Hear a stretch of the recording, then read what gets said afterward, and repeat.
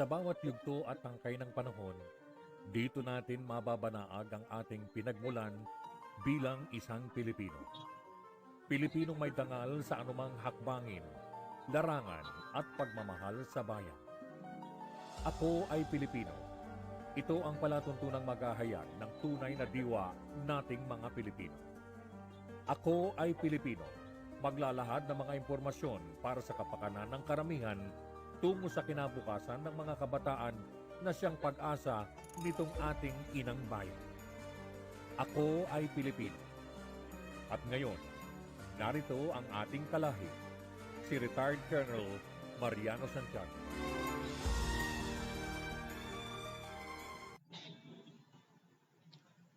Magandang gabi po sa ating mga kababayan na nakikinig sa Luzon, sa Visayas at sa Mindanao. Dito po sa Metro Manila, pupuli sa inyong lingkod si Attorney Mariano R. Santiago. At Sabado na naman at kami bumabati ng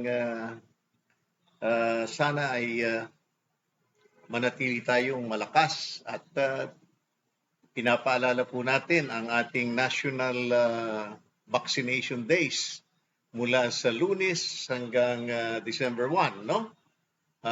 Samantalahin po natin ito. Pero bago ang lahat ay manalangin muna tayo. Okay? At ito po ang paborito kong dalangin. Ito'y ginawa at sinulat ng isang graduate ng Philippine Military Academy at napakahaba at ito'y pinapakabisa sa amin. Sa katagalan, hindi ko na rin kabisado. Kaya kung inyo nakikita, ito ay ating sisimulan, no? Okay, this is the cadet prayer. Grant us, O God, that we may worship Thee to the utmost of faith and the limits of truth, and suffer us not to fail to see the light of our true religion. Guide us that we may live this life to the fullest, in devotion to Thee, in service to humanity and country, and in the realization of our true self. Let the light of Thy divine wisdom direct us to a firm resolve to live up at all times to the creeds of our institution, and teach us never to fail to measure up to the ideals of the profession we have chosen through life to follow. Make us do or think or say of others that which we want done or thought or said of us. Help us to live each day in the passing years in the useful efforts that our lives may be spent in accord with the pattern of our creeds, the true, the noble, and the high. Give us that honest purpose in life which seeks fair deal with everyone and spurns all forms of hypocrisy that will enkindle our fighting faith and smother all seeds of cowardice and fears in our hearts, the loyalty to our principles that places all issues above personal considerations and shuns compromise with vice and injustice. Strengthen our hearts with fortitude that we may discipline our lives to trail the difficult path rather than to stray on the easier ways. Teach us to aspire above the levels of common lives. Help us to see all things in their true light, that we may guard against the frivolity in the sacred things of the life, even as we may enjoy the clear laughter its many delight. Teach us to make our play of every game, whether in mere sports or in life's mightier struggles, where we triumph as considerate victors, and with grace and determined will to win. Endow our hearts with kindness, that we may sympathize with those who sorrow and suffer. Unite us in friendship with all, and help us share the merriments of those with cheerful countenance, that we may partake of their joy. All of which we ask with faith to the everlastingness of Thine fount of grace to all men. Amen. Okay? At siyempre, ang ating pambansang awit ng Pilipinas. Mga kababayan, ang pambansang awit ng Pilipinas.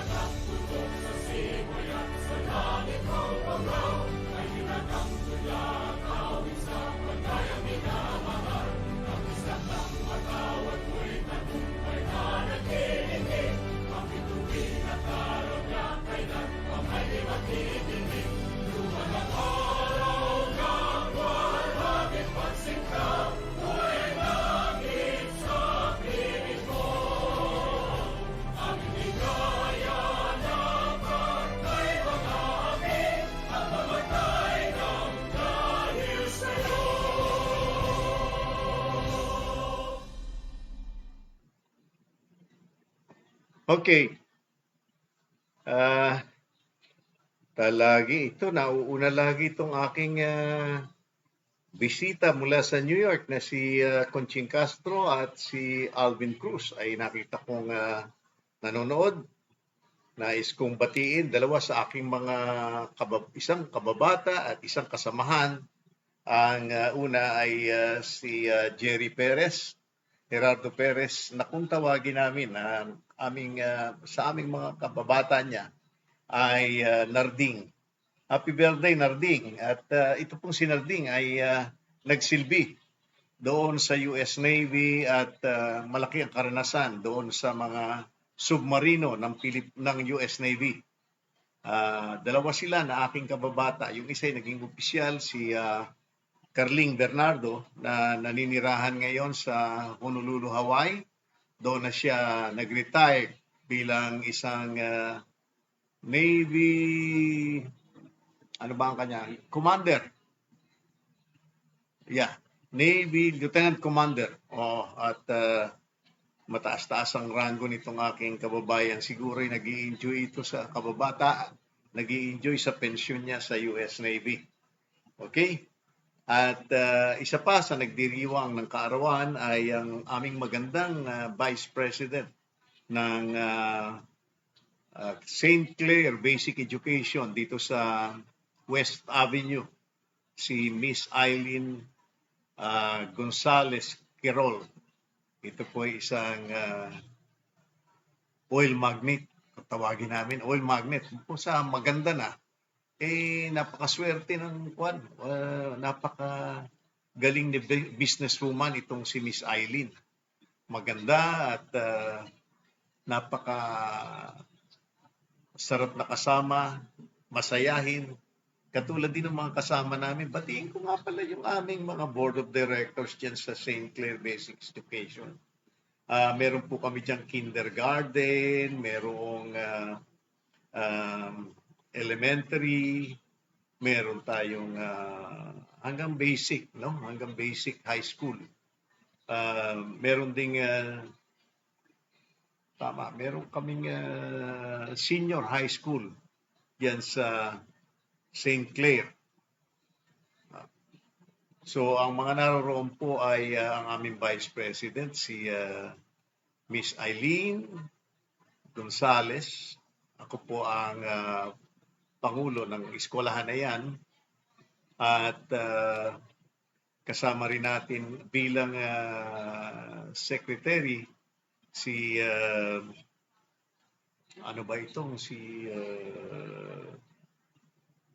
mga board of directors, si Mike Yao, si Eugene Lim, yung isa namatay yung aming isang kasama, si Henry Lim. At naririyan din si first name itong si Mr. Agustin, yung ating kasamang si Rosendo So. Marami po tayong kaibigan na nandiriyan sa kung si Mr. Rosendo So, ang isa sa pinaka-aktibong pangulo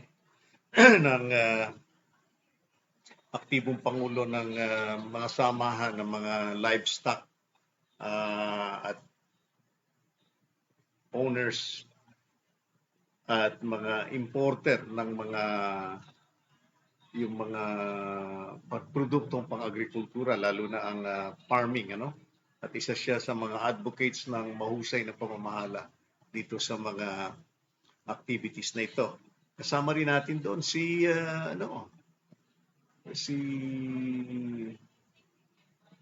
Meloy. Hindi namin kasama. Pero binabati ko si Don Meloy ng yung tinatawag na Pomelo King ng Davao. At sila pong lahat. Kasama pa pala si ang may-ari ng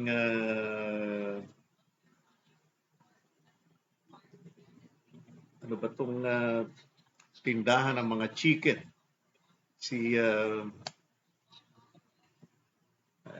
marami na ako nakakalimutan mga pangalan ngayon. Mahirap na ito, delikado na. Anyway, binabati ko rin si Lia Aguilar at si Alvin Cruz at nakikisuyo. Si Alvin ay supporter ni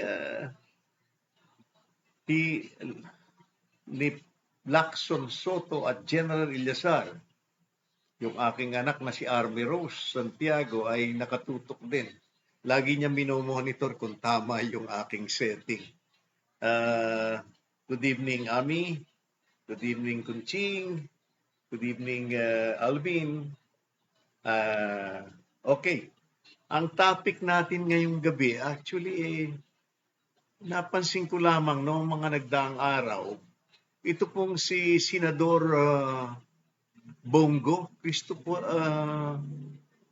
si Senador Christopher Bongo, na ilang beses na pumarap sa iba't ibang mga forum at sinasabi, mangiyak-ngiyak na siya'y napasubo, hindi niya alam ang kanyang gagawin, nangangahulugang hindi niya gustong magpresidente. At palagay ko pagka ganito ang attitude, isa lamang ang nais na dapat kung ipabatid sa kanya, ihatid sa kanya, huwag ka nang tumuloy, Senador Bongo. Dahil wala sa minudensya mo yan Wala ibig sabihin. Wala na sa bituka mo yung pagtakbo at ikaw ay napipilitan lamang dahil dito sa gusto ng Pangulo na ikaw ay tumakbo na Pangulo. Kahit wala kang Vice President, napakahirap noong tayo na yon dahil naalala ko noong panahong si Senador at Vice President Doy Laurel ay tumakbong Pangulo. Ang isa sa kanya, nasyonalista, siyang head ng Nationalista Party at UNO, United Opposition, no? Gusto niya na kailangan kumpleto yung lineup mula sa Pangulo, Pangalawang Pangulo, mga senador. At na-requestan pa nga ako na kung maaari sumama akong tumakbo para mapilapan yung gap. Alam ko namang hindi ko kaya dahil alam niyo naman wala tayong panggastos pero dahil sa pagmamahal sa partido, pagmamahal sa bayan, napipilitan ka. Naalala ko si Senador Eva Estrada Calao. Ang sabi niya, alam mo Mar, ako sigurado ko kung tatakbo kong senador, mananalo ko. Pero kailangan ni Doy Laurel ng Vice President. Kaya ito, sakripisyo ko. Pero dito sa kay Senador Bongo, malaking problema niya dahil wala siyang kasama, walang katandem. At bukod pa roon, parang wala talaga sa interest niya at ayaw niya magpatuloy ng pagtakbo dahil nga dahil sa kanyang napipilitan siya dahil nga hindi niya maalala hindi niya malaman kung anong kanyang gagawin. Hindi pa siya makakabuo ng lineup. Sino ba ang lineup niya? Siguro Senador Panelo, kung sino-sino yan. Ang ating maia-advise kay Senador Bongo, wag na niyang ituloy. Wag ka na magpilit dahil alam mong ayaw mo eh. Ayaw mo pero sinasabi mo hindi mo kayang suwayin ang gusto ni Pangulong Duterte. At ito namang si Pangulong Duterte, wag niyo nang ipilit dahil unang-una kawawa naman yung tao. Pangalawa, ang isang Pangulo, dapat na dahil nga ginawa na nating 6 years, fixed term yan, para wala nang pakialam doon sa mga susunod na eleksyon, napakapangit nga kung tutuusin mo, tatakbo pa senador. Sa bagay, siguradong kahit papano, mananalo yan. Pero mula sa pagiging Pangulo, hindi ka na dapat bumaba dapat nagawa mo na lahat. Dahil dati, ikaw ang powerful. Ngayon, magiging isa kang ordinaryong senador. Siguro, isipin mo, baka naman gawin akong Senate President o sino manalo.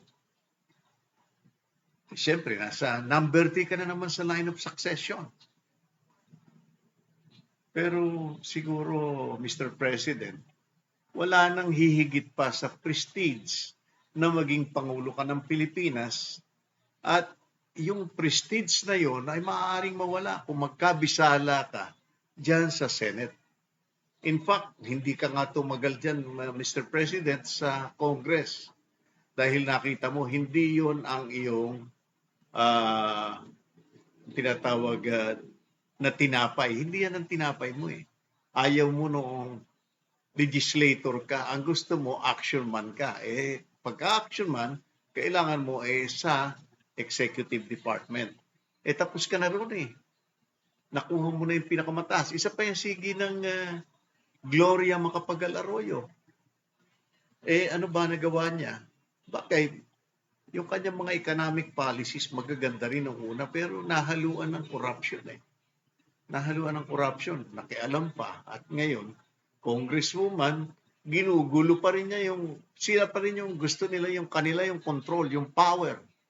Talaga nakalalasing yata itong kapangyarihan na ayaw na nating umalis dito sa mga pwestong ganito. So, yun po ang sa ngayon ang una kong masasabi. Itong alam niyo isisingit ko lang pala, no? Sinubukan kong tingnan yung, siguro sasabihan ko dito si Yusek Galvante. Sinubukan kong tingnan yung mga tanong doon sa 100 items na itinatanong doon sa mga gustong kumuha ng lisensya ng pagdadrive ng 10 taon. Meron pong mga, siguro sa ngayon, so far at least 2 items ang masasabi kong medyo confusing at hindi tama. Ang number 1, yung sinasabing ano ang parusa sa walang lisensya. At ang sagot doon ay multa na 1,500. Mali yung tanong na yun eh. Siguro dapat baguhin kung nakikinig yung nag-design itong mga questionnaire na ito. Ang multa ng walang lisensya ay hindi 1,500. Ang multa noon ay 5,000 at imprisonment. Nagda-drive ka ng walang lisensya. Pero may pagkakaiba. Ito ang dapat linawin eh. No? Isisingit ko lang ito at naalala ko. Yung driving without carrying his license. Ibig sabihin, lisensyado ka, pero nahuli ka sa daan na hindi mo dala ang lisensya. Iyon ang 1,500 ang multa.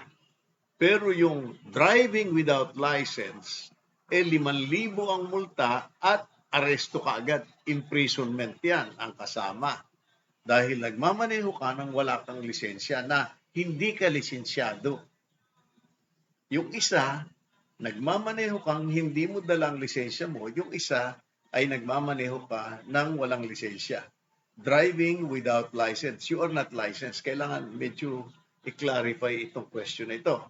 Ang isa pang napansin kong tanong, babalikan ko ulit at sumabay lang ako doon sa pagre-review ng aking may bahay.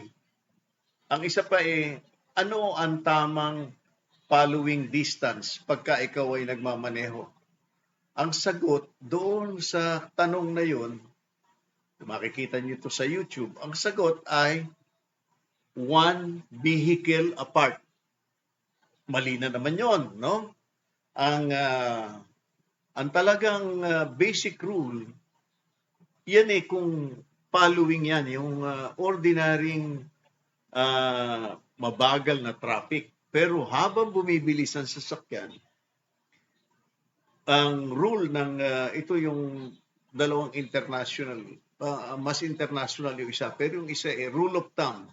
Ang rule of thumb, kung tumatakbo ka ng 80 kilometers per hour, ang distansya mo sa sinusundan mo sasakyan ay dapat 8 sasakyan divided by 10.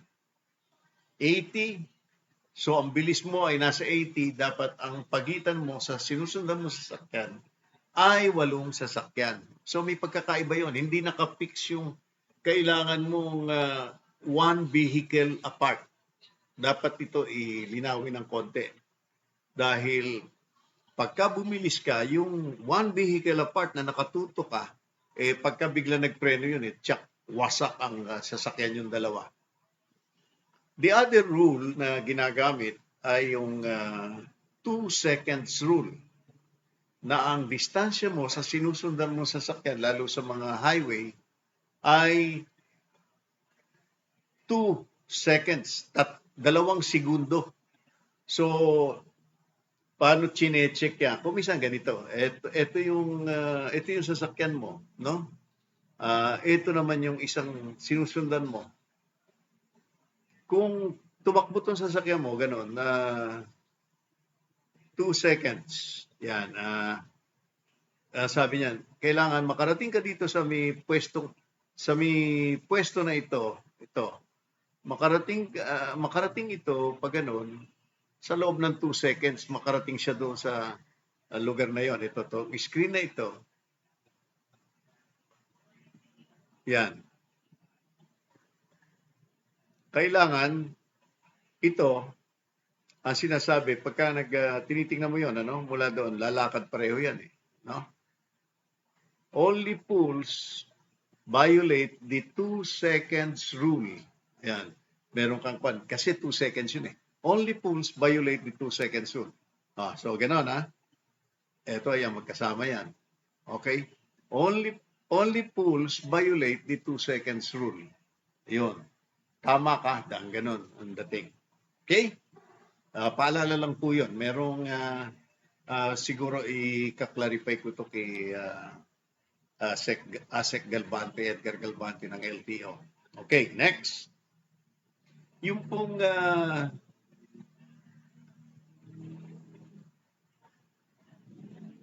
kanina po ay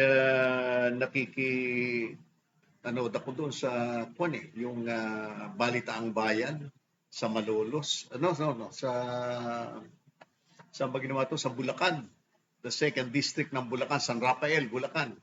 At nandoon si Ginoong Tito Soto, nandoon si Ginoong Lacson, at naka-online naka-Zoom si General Ilyasar, si Secretary Unasan, at saka si Ginoong Monsur de Rosario. Of course, nandoon rin yung magandang kandidata, si Doktora Mengita. Ito'y sa pagkakaalam ko kahit nung pandati gumagamot ng mga mata si Doktora Mengita at namimigay pa nga ng salamin yan may pagka-kanya, nakala mo yung ganda na yun merong siya yung very active, hindi naman totally activista kundi very active sa social works. So siguro yung mga tao na yan kailangan makita natin at mahusay yung paliwanag doon yung paliwanag ni Senate President Tito Soto doon sa BRAVE. Yung BRAVE ang shortcut yun para sa Budget Reform Advocacy for Village Enhancement. Ibig sabihin, ang napansin ko po doon sa programa na yon, kung sa halip na yung naiipong pera sa Kongreso, sa national government, sa halip na inilalump sum appropriation doon sa mga project ng mga congressman, may mga sobra na dapat ibigay sa local governments. At ang napansin ko doon sa programa na napakaganda, mentras backward o yung masyadong underdeveloped ang isang local government,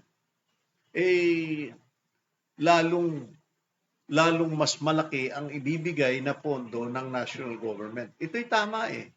Dahil ang nangyayari ngayon, kung ikaw third class, sixth class kung municipality na wala kukonti ang tao, walang interesadong ma-develop ka. So ang gagawin ng national government sa kanilang programa ay bibigyan ng mas, mentras kung first class city, municipality, may standard na yon.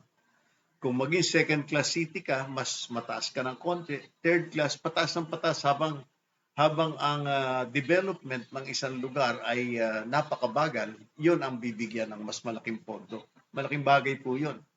And then yung education plus, na ibig sabihin, scholar ka na ng bayan, bibigyan ka pa ng allowance na pang-aral buwan-buwan. Isa to sa mga na-pick up ko lang kanina, pero alam ko marami pa yan eh.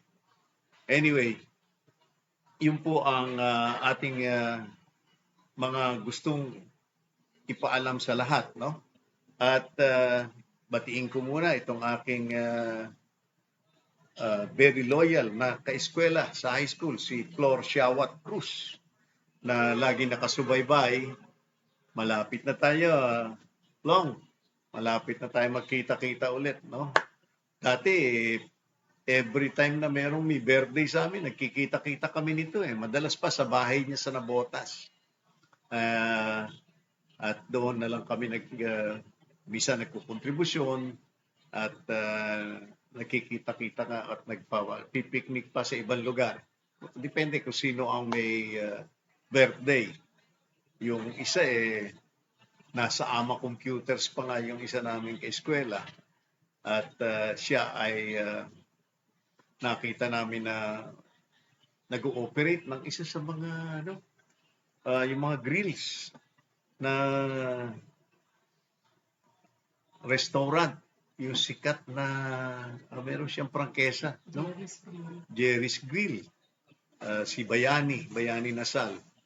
Ngayon sino po yung mga barkada ko sa high school? Napakarami nilang gusto kong makita si Lita, at beberde din lang, si Lita Alonso Lazaro.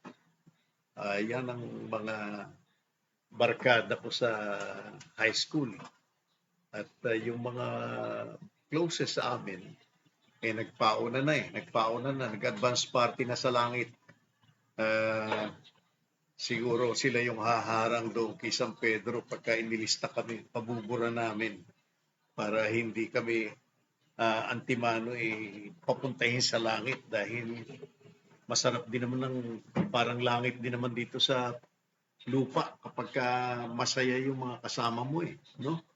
So siguro saka na lang kami susunod doon. Okay? Yung pang isang issue natin sa ngayon ay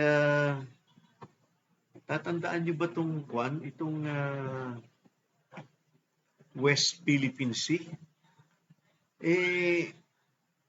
Itong Pilipinas sumobra, naging siguro akala natin makukuha sa pagiging kaibigan itong mga inchik Kaya si Pangulong Duterte pinilit niyang suyuin, lumayo sa Amerika, pinilit niyang suyuin yung China. Pero sa bandang huli, ang China ay marami nang inaangkin. Ngayon, sinasabi ng China na pinagbigyan lang tayo at for humanitarian reasons ay pinayagan yung pinalubog na barko ng Pilipinas, yung warship na nandoon sa Ayungin Shoals. Pag-asa Island, no? Yung KIG group natin, pinaalis sa Pilipinas at meron daw kasunduan na aalisin yon. So hindi natin malaman. Hanggang ngayon, wala namang inilalabas na kasunduan. Yan ba ay kasunduan noong panahon ni Pangulong Pinoy? O ito ay kasunduan sa panahon ni Pangulong Duterte? Kaya sabi naman ni Secretary Lorenzana, abay wala tayong ganyang usapan, yan ay amin. At ang lalo pa yung ginawa nitong China, nagkasunod-sunod eh.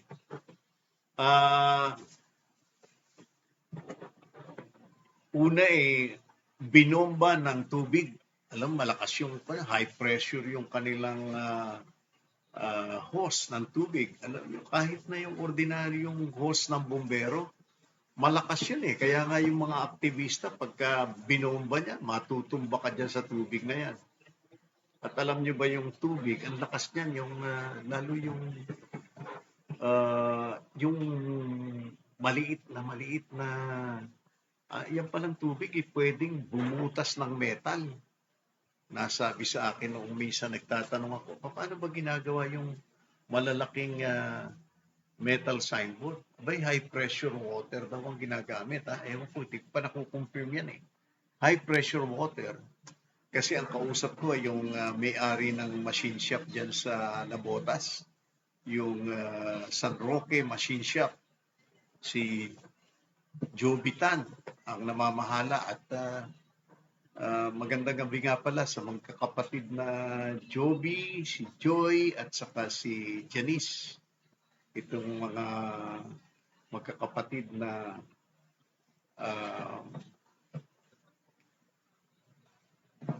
anak ng aking mga kaibigan. Kaya parang barkada ko rin to. Ang babata pero parang barkada kami kung tratuhan eh. Binabati ko po si Ed Valdivieso, no? Samang Ed. How are you? At si Luis Valesca ay nanonood din. Itong palatuntunan natin ay tuloy-tuloy lamang.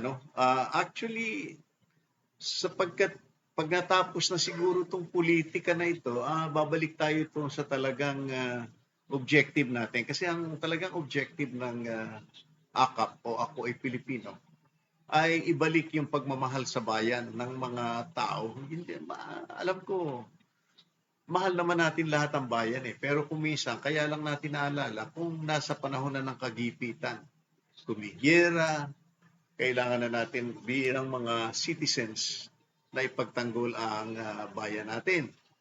Ang problema natin ngayon, na siya nating dapat sanang pagtuunan ng pansin, ito pa rin ating defense. Dahil itong ginawa ng China, balikan uli natin ang China, dahil ang ginawa ng China ay pagkabomba doon sa ating supply boats, supply ships, na maghahatid sana ng pagkain doon sa ating mga taong nakapwesto doon sa island na yon.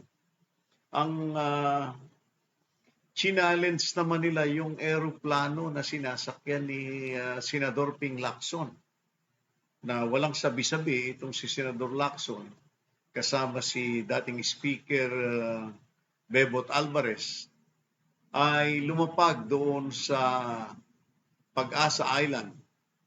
At kahit sila tinataboy ng mga Chinese ay nagpatuloy pa rin at hindi natakot. Ito, matapang to si Senador Lacson eh. At saka talagang walang sabi-sabi, hindi kagaya noong dati na mag-jet ski, marami tayong pangako, kaya hindi tayo paniwalaan eh. Kuminsan, gagawin natin mangangako tapos hindi naman pala natin itutuloy. Ang caution nga ng iba, ang kahirapan dito sa China, pautangin ka ng pautangin. Tapos kung hindi ka na makabayad, sasabihin na, kami na magpapatakbo ng pier nyo, 100 taon para mabayaran nyo yung utang nyo sa amin. Ibabaong ka sa utang para mapagsamantalahan makuha niya yung mga assets, mga ari-arian ng isang bansa. Doon tayo dapat mag-ingat. Kaya nga sa pagpili ng Pangulo, kailangan nating isiping mabuti ang mga problemang kinakaharap ng bansang Pilipinas. Number one, of course, hindi tayo mawawala dyan sa pandemic dahil itong COVID-19, kapag hindi makakilos ang tao, hindi rin makakilos ang ekonomiya natin. At ang problema halos ng lahat ng tao ay pera. Naku, hindi kayo maniniwala, pero kung bibilangin ko yung mga naghumihingi ng tulong sa akin, akala siguro porque abogado, retired colonel, akala maraming pera. Kuminsan nahihiya rin ako. Gusto kong tulungan pero wala na akong maibigay. Kasabihan nga namin sa Rotary Club, give until it hurts. Yung aming Rotary Club ng Quezon City. By the way pala, yung mga kasama ko dyan, sa Monday, ang ating first face-to-face meeting, kortesiya ni past President Romy Jorge sa Club Pilipino. At pag-uusapan natin ang susunod nating Pangulo sa 2023. 2023. Itong kainaman ng Rotary. Kung mag-eleksyon kami, ang Pangulo ngayon, merong susunod na president-elect na kami. Yung noong palang nakaraang Enero ay naiboto na namin yung uupo sa 2022.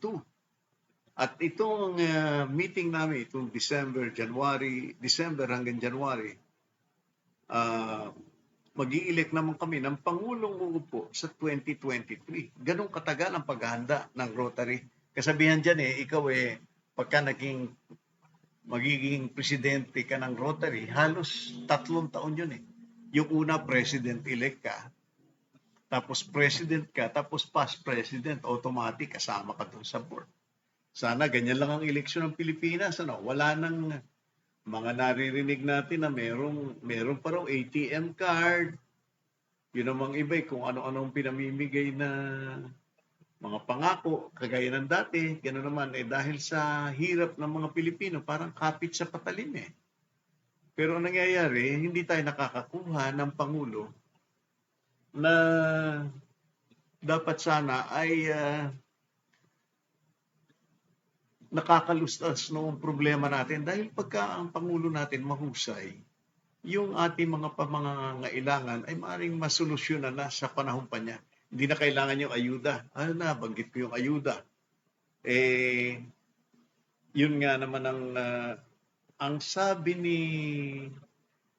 nakamiting namin itong si Senador Lacson na banggit namin yung ayuda na yan. At ang sabi niya, ang pinakamaigi, huwag yung basta ayuda lang.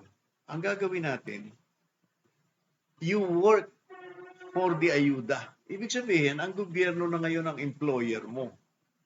Hindi yung bibigyan kita ng pera, bahala ka na. Kung gastahin mo, itaya mo sa weteng. Hindi ganon. Yung perang ibibigay ko sa iyo ay kikitain mo. Bibigyan kita ng trabaho sa gobyerno para maramdaman mo na pinaghirapan mo yung inayuda sa iyo. Isang malaking bagay yon dahil kahit tayo, ayaw din naman natin yung parang namamalimos tayo lagi, di ba? Ang gusto natin yung may importansya din tayo doon sa ginagalawan nating lipunan. Ayun ang kailangan nating i-restore. Ngayon, ang itong pangako ko, naalala ko itong si kasamang Charlie Fry nagkataong sunod-sunod, Charlie, kasamang Charlie, pasensya ka na muna at yung aking ipinangako set, ako pa nag-request, hindi ko magawa dahil meron kaming matagal ko na rin minsan-minsan piniplay ito pinapabago ko ng konti yung lyrics at yung singer dahil ito'y voluntaryo lang ginawa ng isang kasama natin na at sinubukan kantahin. Sabi ko maganda ipapaayos ko lang ng konti ang areglo niya at ang mapakanta natin. Pakinggan nga natin ito.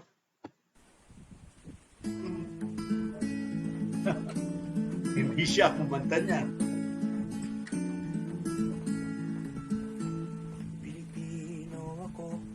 Simula pagsilang, sumipol sa puso ko ang pag-ibig sa bayan. Sa tuwin ang ngiti ay pantay na katarungan, patas na paghatol sa dukha at mayaman. Pilipino ako, hindi pumapayag, sikilin ang aking malayang pagpapahayag. Kung meron mang nasasaktan, yan ay hindi ko hangad. Ang tanging layunin, kalooban ay isiwalat. Pilipino ako, sa damdamin at diwa, maligayang pamayanan ang palaging minanasa. Katulad mo ang tulad ko, isa ang adhika. Mahal nating inang bayan, sa dusa ay lumaya. Pilipino ako, harap at titindig, aking iaalay, nalalabing lakas itong bisig. Magsasama tayo hanggang pangarap natin makamit, ihahandog sa bayan, wagas na pag-ibig. Pilipino ako, kabataan noon, Pilipino ka din, kabataan ngayon, kabataan tayo. Sa ating panahon, pag-asa ng bayan, tutugon sa hamon. Pilipino tayo, sa lupang hinirang, taglayin sa puso, pagbabayanihan, ang pagtutulungan nating mamamayan, susi sa tagumpay na ating inaasam.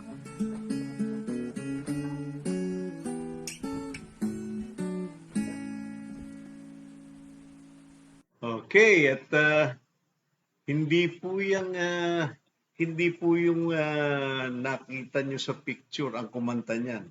Yung po yung yung aking manugang na napakahusay ng dito sa computer, kaya nagpatulong kanina, na-record pala siya. Yung po si JC Moraga.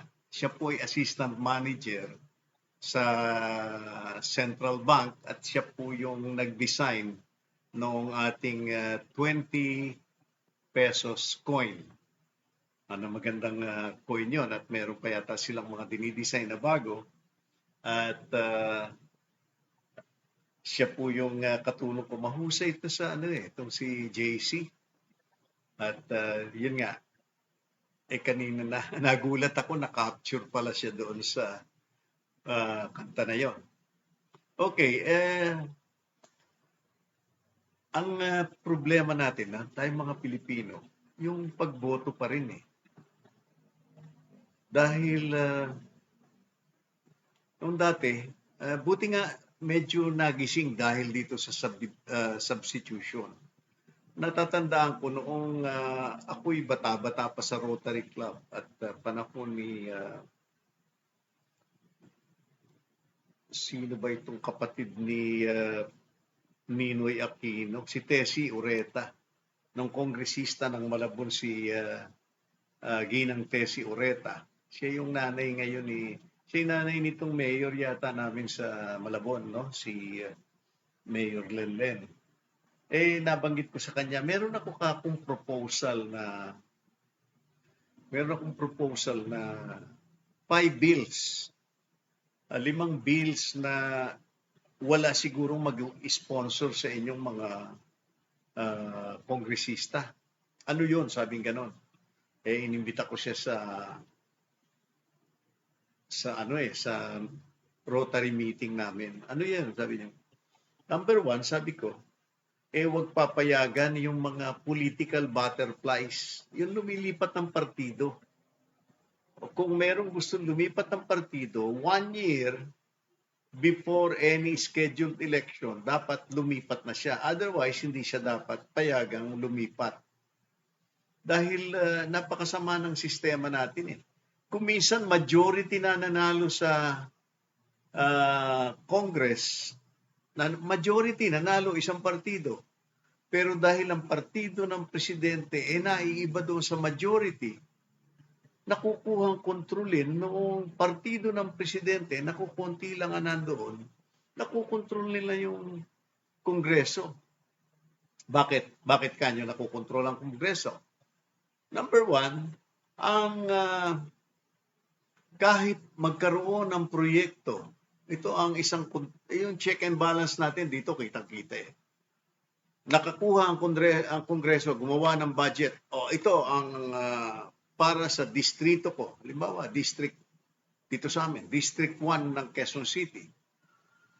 May project si congressman, kung sino yung congressman namin dito, no? May project. Pagka ayaw iparelease ng presidente yung pondo na yun, pwede niyang ipitin. Kahit na kung kontrapartido ka, ikaw congressman, kontrapartido ka sa akin, hindi ko pa release yung budget mo. Yun ang control naman ng DBM. Ayaw niyang i-release, ayaw niyang bigyan ng saro.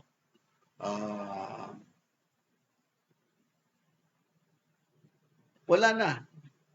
Nagmamakaawa na si congressman dahil kung hindi mo ko bibigyan, kung hindi siya bibigyan, wala siyang pera eh.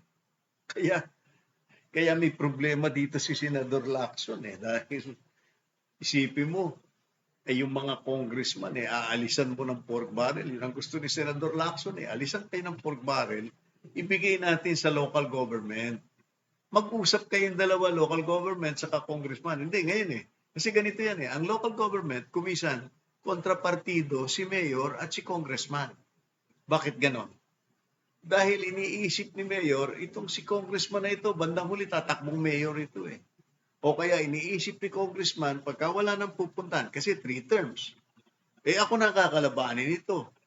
Kaya hindi sila magkasundo doon sa proyekto. Hindi sila nag-uusap. Ang nangyayari tuloy, bibigyan ng pondo ang si congressman, hindi niya alam saan ko magagastahin to. Yun nga sabi ni Senador Lacson may pondo ka, binigyan ka ng 100 piso, halimbawa 100 milyon. Binigyan ka 100 milyon, pero hindi mo alam paano gagastahin.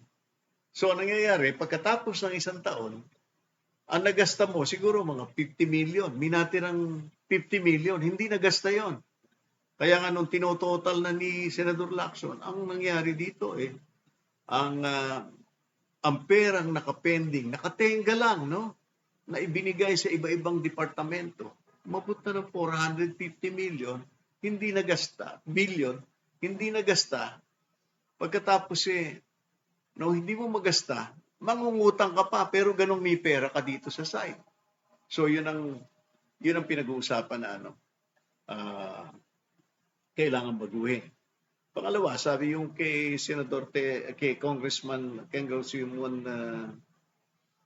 Tessie Oreta, isa pa doon sabi ko, susunod, huwag nang boboto ang mga tao sa mga lokal kung wala kang residence. Ito yung para hindi hakot dito. At dahil doon, hindi binibigay yung mga sinasabi nating squatter. Ngayon, binago na ng konti yung pangalan ng mga squatter. Hindi na sila tinatawag na squatter. Dahil noon dati, sabi ka, bakit hindi natin gawin ganito? Yung mga talagang hindi naman nakatira doon, hindi nangungupahan, huwag pabubutuhin sa local elections. Siguro, boboto sila sa mga national elections. Kung sa local kasi, ang nangyayari dito, talagang sinusuyo yan. Mentas maraming squatters, excuse me, mentas maraming squatter, syempre, inaalagaan yan. Pero ang problema mo sa mga squatter, yun pa rin ang tawag natin para madaling maintindihan. Ang problema mo sa mga squatter, pagka dumating ang kalamidad, sila pa rin ang problema mo kasi nasa ilalim ng tulay. Sila yung nagtatapon ng basura sa ilog. Dahil wala silang tinitira na maayos Wala silang, kung dudumi sila, naghahanap sila ng nakalawit na lang yung mga puwit nila doon sa tubig. Ito mga bagay na dapat yung mga sabi namin, alisin. Kaya ba natin to? Okay. Pangatlo, walang pwede magdala ng armas kundi yung mga unipermado lang na militar o pulis. Dahil kung ikaw ay nakasibilyan, hindi mo na malaman sino ba ang totoong pulis, sino ang totoong militar. At kung ikaw naman intelligence, karaniwan hindi mo talaga dinidisplay ang baril na yan dahil mahahalata kang intelligence agent ka. So, kung po pwede, ganun ang gawin natin. Pangatlo, pang-apat, yung ating mga death penalty para doon sa mga mamamatay taong naka-riding in tandem. Kasi sa akin, okay na lang yung pumapatay ka dahil naghihiganti ka meron kang gustong gawin. Hindi ko sinasabing okay yung pagpatay. Okay lang yung motibo mo na pumatay dahil merong nagkasala sa iyo at nababagalan ka sa batas. Di ba? Kaya ang mga tao nga pagka hindi napagservisyohan, nasabihin agad itulpo na lang natin yan. Dahil mabilis ang aksyon. Hindi ba kayang gawin ng gobyerno yon?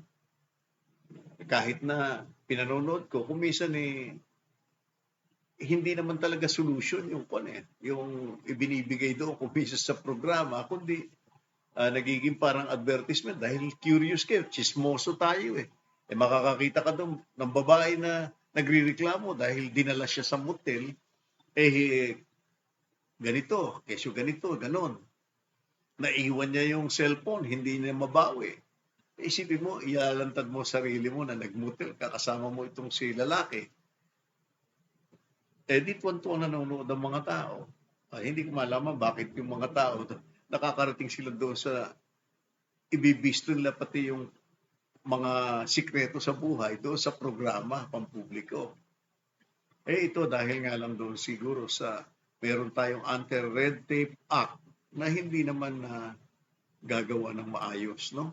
Hindi pa rin sumusunod yung iba sa gobyerno Dapat warningan mo pa dahil doon sa hindi lang pagsunod na yon. So, ano pa ba yung isa natin? Sabi ko nga kung po pwede, lalo na yung mga milote dyan na maraming squatter, siguro ang dapat gawin ng gobyerno sabihan yung mga squatter o yung may-ari ng lupa, pwede ba kunin natin ang 1/4 nitong property mo, lilinisin namin yung 3/4, yung 1/4, ipagtatayo natin ng high-rise yung mga naka-squat. Kasi kailangan din nila marami rin pangangailangan yung iba nating kababayan dahil hindi pa tayo umuunlad ng gusto. Mas malaki pa rin yung populasyon natin na dapat bigyan ng mas mabuting buhay na sana ay matugunan kung sino man yung mananalo sa next election. At dito dapat mag-isip ang ating mga kababayan dahil yung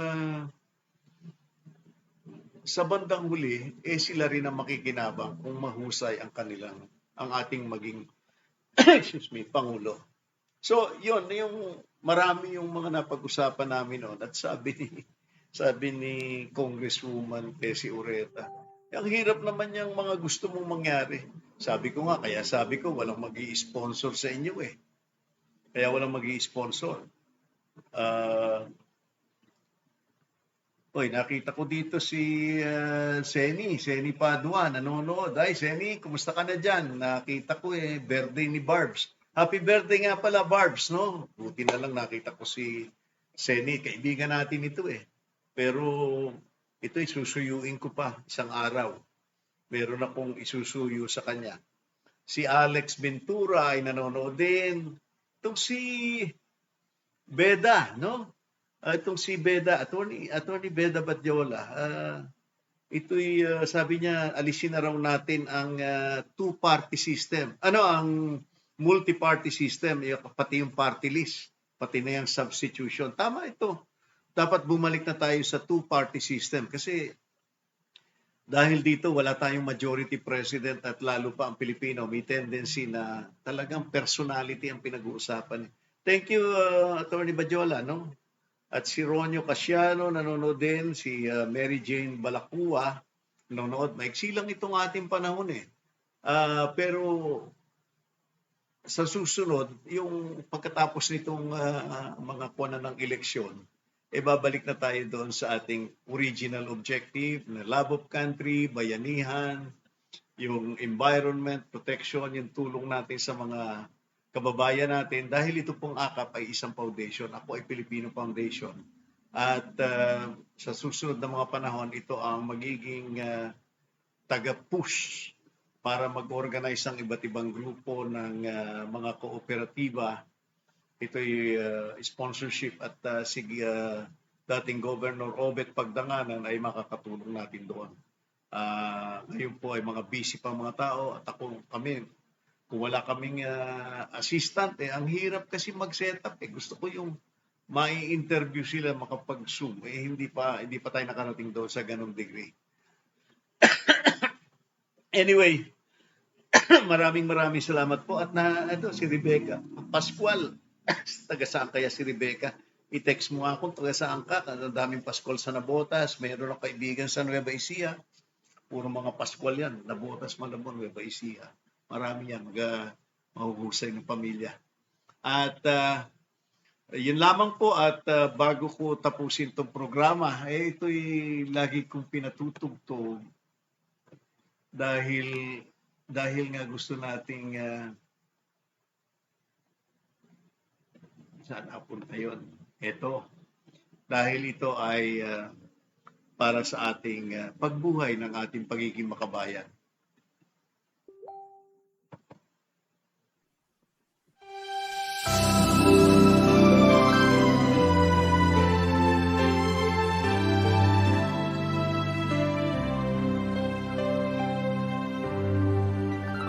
Ang bayan ko'y tanging ikaw, Pilipinas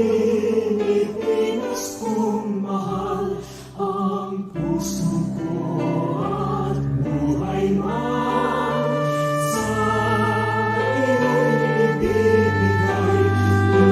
Tungkulin kong gagampanan na lagi kang paglingkuran.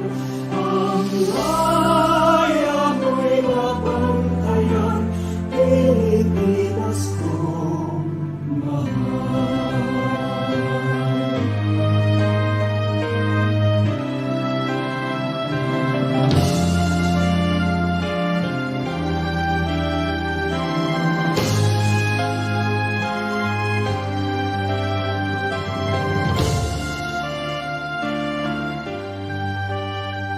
Ang bayan ko'y tanging ikaw, Pilipinas kong mahal, ang puso ko at buhay man sa iyo'y ibibigay. Tungkulin kong gagampanan na lagi kang paglingkuran. Ang laya mo'y nabantayan, Pilipinas kong mahal.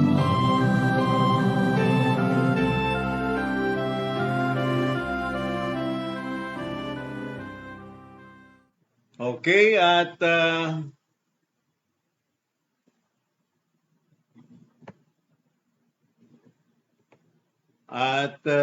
bago po ako magpaalam ulit ay binabati ko si Connie Santiago Enrico dyan sa Italy, si Virgilio Lim at Minerva Hall sa Australia, si Carlos Bernardo sa Hawaii, si sino pa ito? Si Bay Marquez sa Japan. Oo. At sila po yung ating mga kaibigan na nasa ibang bansa. Maraming salamat po at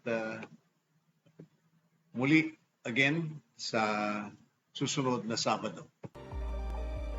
Ating napakinggan at natunghayan ang mga makabuluhan at mapagbuong pagpalakay ng mga usaping napapanahon sa pamamagitan pa rin ng Broad Streamcast Communicators.